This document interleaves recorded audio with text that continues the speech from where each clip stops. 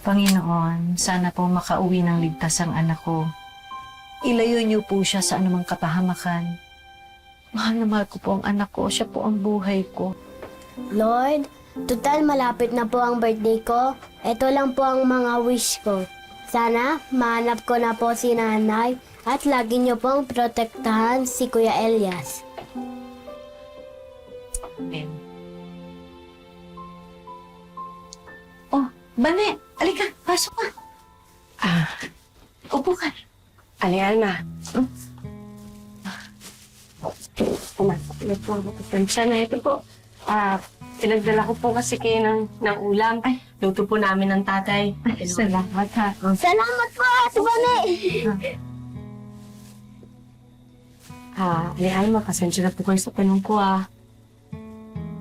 May nangyari po ba kay Elias? Kaya po ganun po yung dasal ninyo?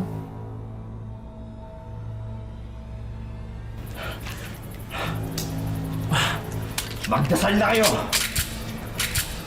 Dahil sa impyerno, ang diretsyo nyo!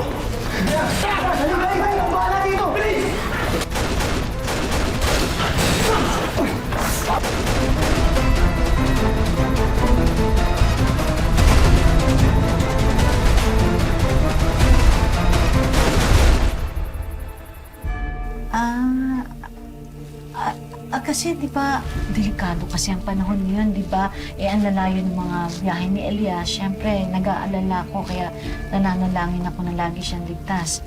Tapos ngayon, gabi na, wala pa siya. Tara na po! Kain na po tayo! Paborito ko po ito eh! Halika na. Eh,